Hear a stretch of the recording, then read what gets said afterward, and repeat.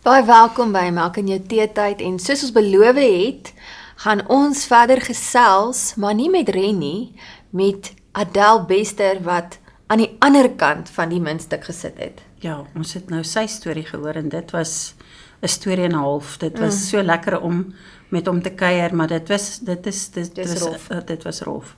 So die vrou wat aan sy sy gestaan het deur alles wat hy God se wat het hy gesê sy sidekick, né?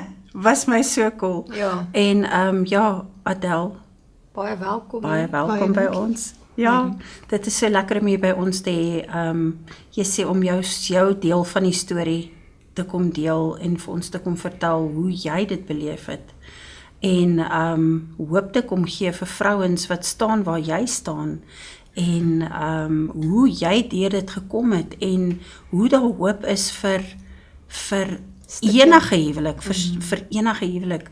Want ek het ergens gesien of gelees dat jy gesê het, jy het gegoogel, wat het jy gegoogel? Can one person save a marriage? Ja, en dit was vir my so eintlik profound, ja, want baie keer is dit net die een persoon aan die een kant wat wil en die ander een wil nie, hoe gemaak.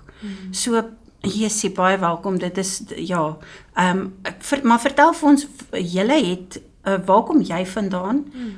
Kom jy ook uit 'n Christelike huis uit, soos Ren? En dan hoe het julle ontmoet? Ja, hoe het julle ontmoet? It's quite a crazy story because we have zero in common. You know, normally when you friend someone on Facebook, you're like, oh, you know that person. Zero with Ren and I. We met at work. I was working at a company called Starfish. And about 3 months after I started, or a month or so after I started, Ren started.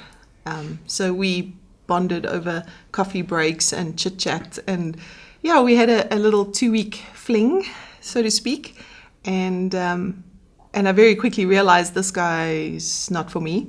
But we stayed friends through that process. And then we worked together for a year, and then I was leaving the company. And that, I think, is when we started officially dating.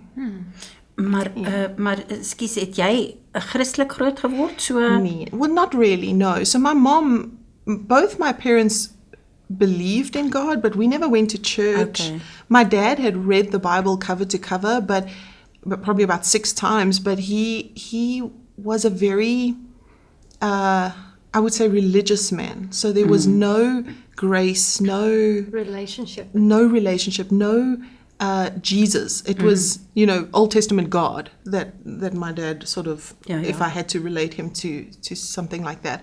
My mom was the most gracious person you'll ever meet. She just had so much forgiveness in her heart.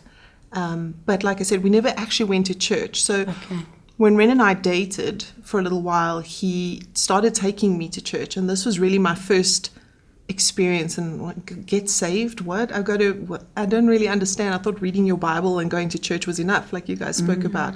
Thought that was enough, Didn't actually realize the surrender that comes with being a Christian. And the question you asked Ren was, do you think you really were saved? I got saved in 2010, the July of 2010. I did not get saved. I, in that moment, recognized that I needed God, but I, myself, hadn't surrendered to God. Sure. I got really saved alone in my cupboard one day while I was standing for my marriage. That was the moment that I realized that there is no life without God, and I can't do this life without God, and completely surrendered all of my will to him. Ja. Maar hy het nou vertel dat julle ouens eintlik heel vinnig in die huwelik getree het. Julle het vinnig whirlwind romance gehad en toe is julle getroud. En die honeymoon was fantasties geweest blijkbaar. Wonderful. En toe julle terugkom, toe nie meer so fantasties nie. No, from the minute we walked through that door, it just started. Like Ren said, he was home maybe 2 nights a week, maybe even less, to be honest. And I got pregnant pretty soon after because we already had children, so we thought there's no point in waiting, and so got pregnant pretty quickly. And with those hormones and him never being around, I I felt duped. I felt like I'd been tricked into this marriage thing, this whole Christian thing. Sure. I don't know, the whole thing just smelt fishy for me. And it was very much downward spiral from there. This constant tug of war between me wanting to be the priority in his life and him trying to project that God is the priority in his life, and me feeling bad for wanting to be above God in his life. But it was a mess. And so we, like you said, we hurt each other a lot in the beginning. He takes full responsibility for his actions, just as I learned to finally take full responsibility for mine. I wasn't innocent. I didn't create the kind of environment anyone can grow in our marriage. And for that, I take ownership. I don't take ownership of his affairs. I don't take responsibility for that. But I do take ownership for my controlling behavior and the constantly being criticized, being criticizing him. That kind of stuff I absolutely take ownership of. So hoe lank nadat julle getroud is, want hy het toe mos nou 'n affair gehad. Hoe lank nadat julle getroud is, het dit gebeur en hoe het jy uitgevind en hoe het jy reageer toe jy uitgevind het? Hoe dit vir jou? So just before that affair started, about a year into our marriage, Ren was acting weird. And so I said to him, just like, what's going on? You're being strange. And so he sat me down and basically told me that, all while we were dating that year, he was cheating on me with other people. Sure. And so I was really angry about that. And I remember the pastor of our church saying to me, you need to get over this now, because it happened before you were married and he would never do something like that to you now, And so the decision to get over it was made because of that promise somebody else had made on his behalf, if you know what I mean. Yeah. And then it was another 2 years after that, so 3 years into our marriage, again, he was acting strange. And the woman he ended up having the affair with was a really good friend of mine. She was somewhat of my Christian mentor. I was crying to her about the state of my marriage. I was saying to her, I don't know what's wrong. It feels like maybe there's someone else, and I'm so afraid. And she would pray for me. She would pray for our marriage. And so when that affair came out, I was so angry. I was so incredibly angry and so humiliated that both of them had duped me. I mean, she spent so much time at my house because we were good friends. She spent time with my children. She would come to my house and make meals. And I used to think, what a nice friend. Meantime, she's just trying to impress my husband, you know. So it was a really difficult one. And I felt like saying to that pastor, no, no, you know. I can imagine. But that's, you know. But did it ever came out when he was busy in his ministry? Did they know about the stuff that he was doing? Yes, in fact, they all knew probably for about a month or two before I found out. En niemand het vir jou gesê nie. So I confided in another person about my suspicions, and then she started watching him and very quickly discovered what was going on, and then confronted them. And the church split them up, so sent her to another branch, and Ren was still at the main campus and everything. And they knew for about 2 months, and the pastor was saying to Ren, you need to tell your wife, but Ren just couldn't bring himself to do it, and I don't blame him. I was a nightmare. Anytime he confessed any little thing, it was, you did what? You know, like I was more his mother than his wife. Yes. We weren't a team. But do you think you wanted maybe people to tell you, or rather that he must tell you? Because I know everybody says, if you know about something, you must tell that person. It is a difficult one. And I sometimes wonder. Yes, I think you have to tell people, but then people say, but it's none of their business. But at the end of the day, maybe it could have been stopped sooner. I don't know. How would you feel? I think as Christians, we're meant to be in relationships of accountability, and part of being accountable is they don't let you get away with this. They don't hold your hand and go, okay, you know, well, I'll hold your hand while you do drugs, or I'll hold your hand while you have an affair. That's not what accountability is. It's stop this, turn away from this right now. So I agree with you. I think that, you know, it's tricky, and I think one should always pray about this sort of thing. But if I knew one of my best friends was being betrayed like that, I think I would say something. maybe to the person first, to the husband, for example, in my case. I would say to him, this is not good. Give them an opportunity to come clean, because it is always easier to hear it from your spouse than to hear it from someone else. So if you just run to the wife, you're almost making her life a little bit more difficult than if you give him an opportunity to. So if your heart is for them to reconcile, for them to restore things, try and do it the right way. Ja, ek dink dis wyse raad. Ek dink dis wyse raad dat die persoon wat wie skuldig is, gee jy die geleentheid, sê vir my as jy nie gaan sê nie, dan gaan ek. Ek dink dis baie wyse raad. Maar sê vir my, jy toe op 'n punt gekom wat jy toe besef het, okay, ons het hulp nodig. Jy het toe gaan soek vir hulp, jy het gesê, jy het gaan Google, can one person save a marriage? Ja, but this was now... Is dit nou verder af? Ja, Way further down. O my jene, ja, daai was die heel laaste strooi. rarig. Ja, you did go to counselling. Lots. O, We jy went to het, 8 ja, dis different waar, ja, marriage jy het counsellors. gesê, ja. But something that you said, you go there for an hour, you spill the beans, you give all your emotions, and then there's no real resolution. There's real, no real. Ja. There's not a solution, and then you go back with all this can of worm open up, but nothing is, and that's good. I think that we need to hear that. I think counselors needs to hear that, and not to be bad to them, because there's amazing counselors, but to know that we have to give more practical raad, advice, ja. so that people can get through this and get freed. As a marriage coach now, the first thing I do is I split the couples, because the last thing you want to be doing is saying, well, Ren, you have big issues in this area, and Adele, you have big issues in that area. And now those people go home and use those issues as weapons against each other. Yeah, remember the counselor said you mustn't do that, and the counselor said you're always criticizing me. So I prefer to split them and kind of get each person onto their own journey of healing. And then when you bring them back together, you're not bringing two very broken, sharp-edged people together that are hurting each other. So often I think that's actually what needs to happen. And the other take is that counselors really need to see the marriage as the client. Therefore, you're a lot more inclined to say, hey, stop that, you're hurting my client, the marriage, and you stop that because you're hurting my client, the marriage. Okay. Because as humans, you're naturally going to not side with one person, but you're going to have a little more empathy for the one who was hurt, for example, or the one you feel is being hurt in this relationship. And so if you see the marriage as the client, you're going to call both of them on their behaviors that hurt your client.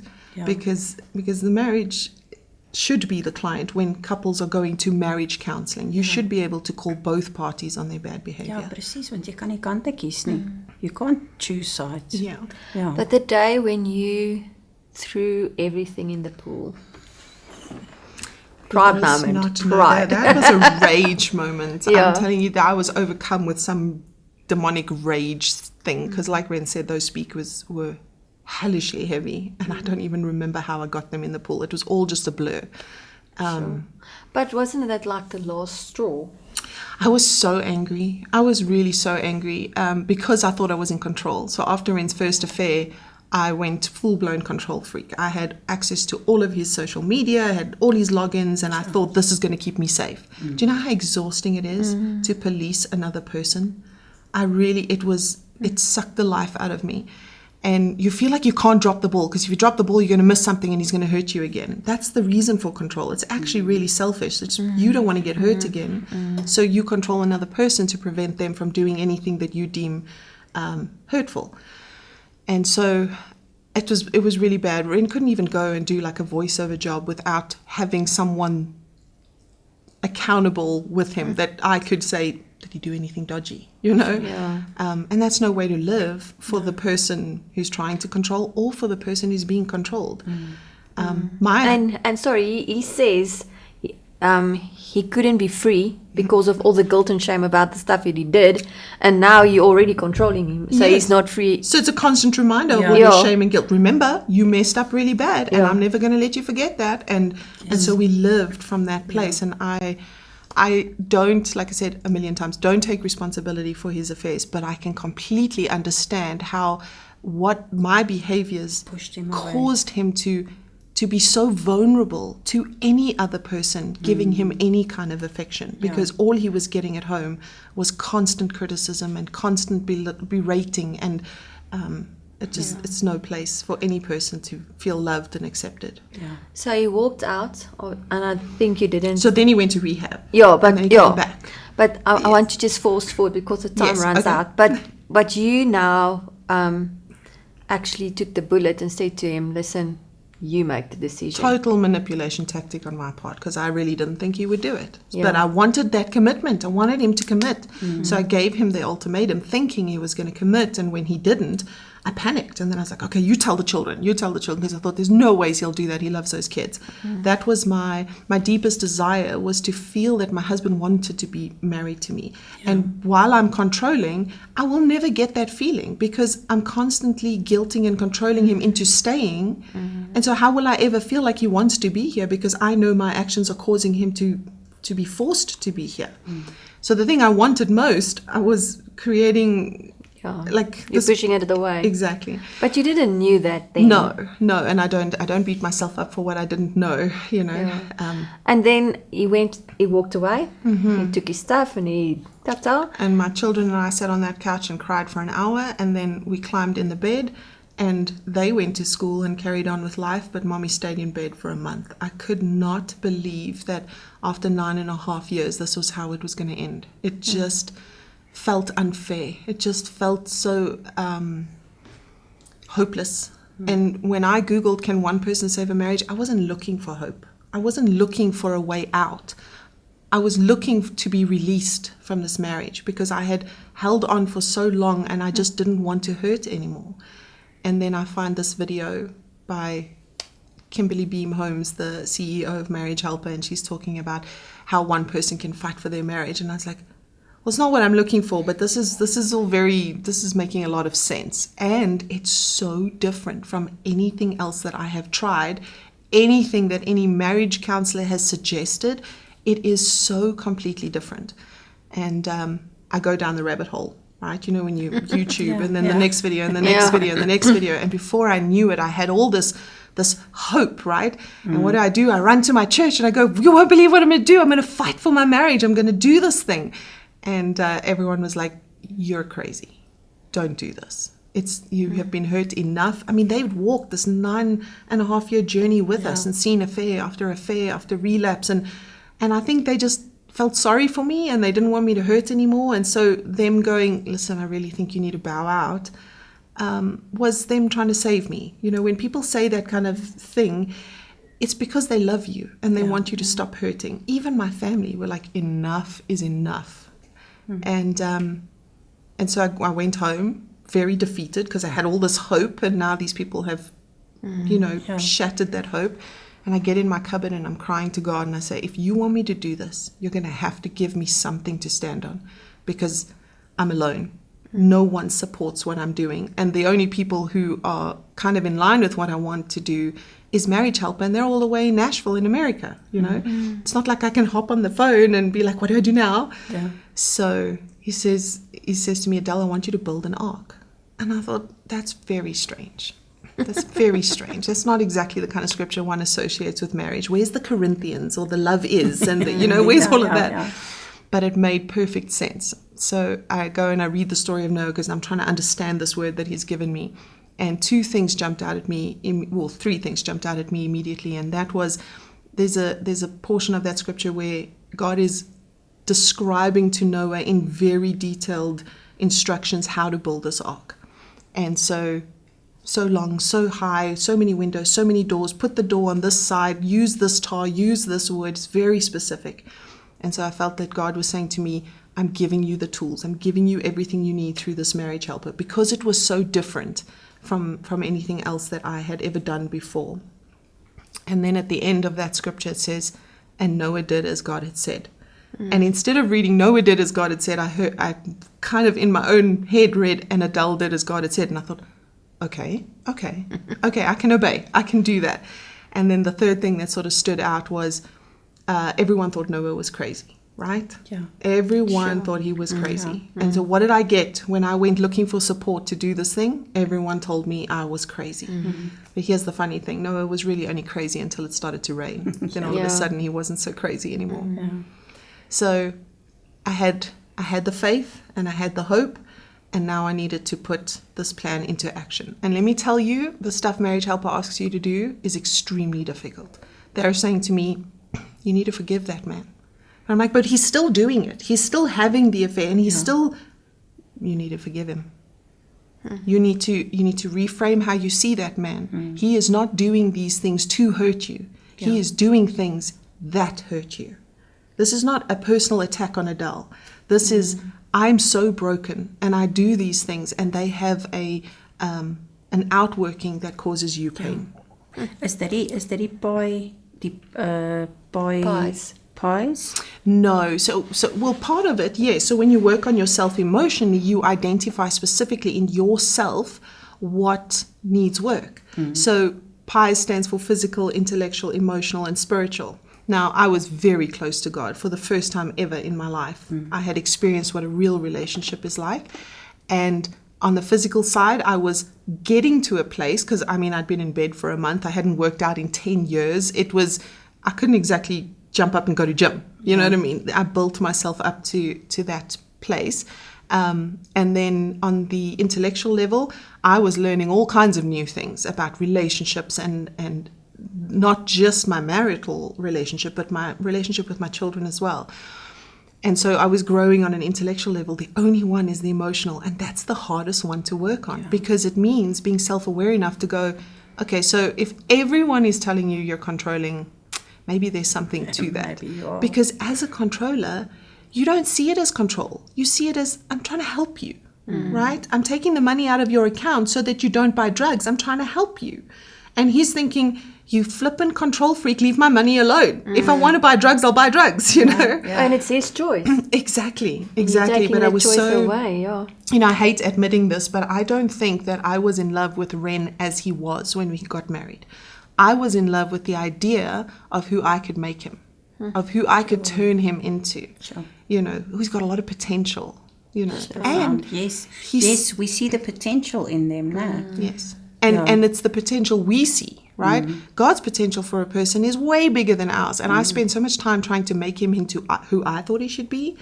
And the minute I got out of the way and let God step in and do what he does best and let him turn him into who he was meant to be through God, oh my gosh, it exceeded my wildest expectations. All the things that I thought, okay, I'm just going to have to learn to accept this about Ren. This is not a great thing, but it's not the end of the world. I can accept it. Poof, there it goes, because God's in control. And so even though I'd accepted it, it no longer exists in our relationship because God took over.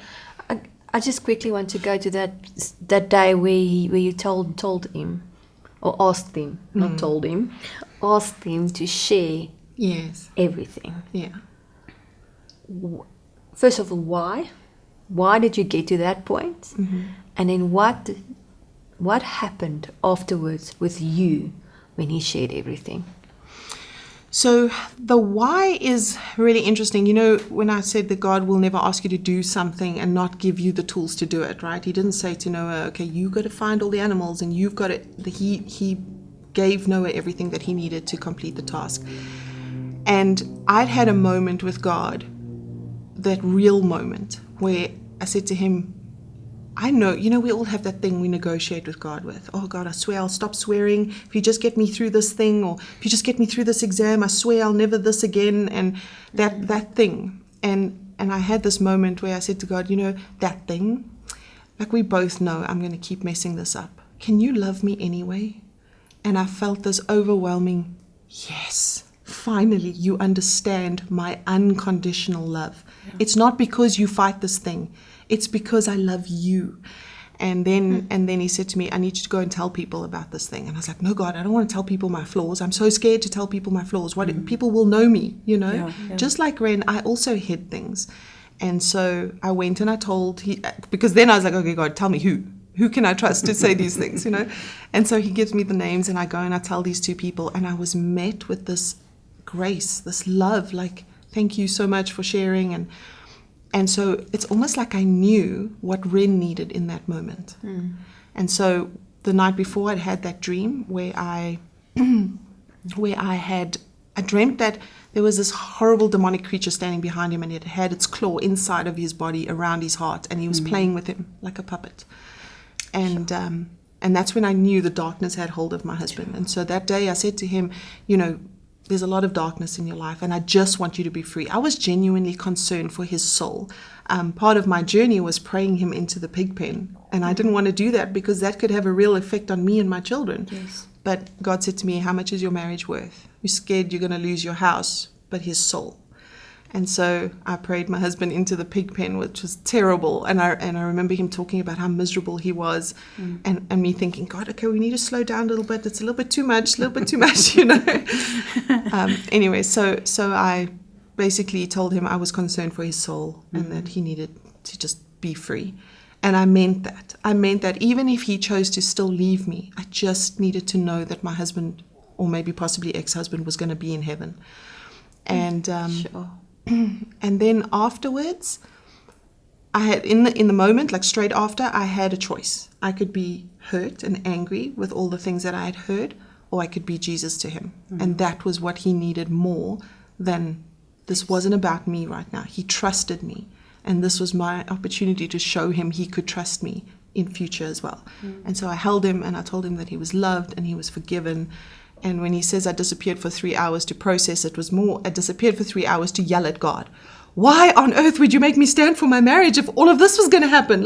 Why? Yeah. And he very quickly reprimanded me and said, just because it didn't come wrapped in a pretty pink package with a bright purple bow doesn't mean it's not the exact gift you asked. You asked me to save his soul. Sure. And I used you to do that. He had to confess so that he could approach me again. Yeah. And then I felt honored that he had used me. I felt honored to be his sidekick. Sure.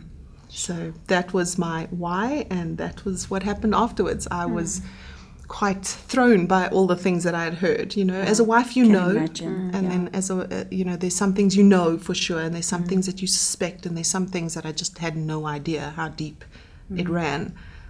So I was really grateful that he did share it with me. I was grateful that I was able to earn back enough trust from my husband after everything I had done, throwing his things in the pool and, telling everyone what a terrible person he was. Yeah. I was just grateful that he was able to trust me again. Adele, thank you for coming today and sharing your heart and Ren with his heart that he can. And the time is up, and people can Google marriage helper. They can actually contact you guys to come speak, and you can also assist them. So, maar ja, dit is klaar verby. Ons is oor ons tyd. Asseblief, ons sal al die inligting vir julle onder die program sit, maar kry hulp. Daar's hoop. En dit is wat die storie sê, en dit is nie net 'n storie, hierdie ouens het dit aan hulle lywe gevoel. Daar's hoop. Tot 'n volgende keer, totsiens. The long-awaited Embraced by Grace Guide, Volume 1 is finally available. This foundational volume is packed with biblical truth in a way that is easy to read and understand. The beautiful illustrations throughout the book makes it fun and easy to read, even for those who are not avid readers. This first book of 3 volumes contains chapters that every believer needs to grasp, like the supernatural realm, salvation, baptism, body, soul and spirit, Father, heart of God, prayer, praise and worship, and into the Word. This book is a valuable evangelical tool and makes for a great gift. The first volume is available for the low price of 200 Rand, postage excluded.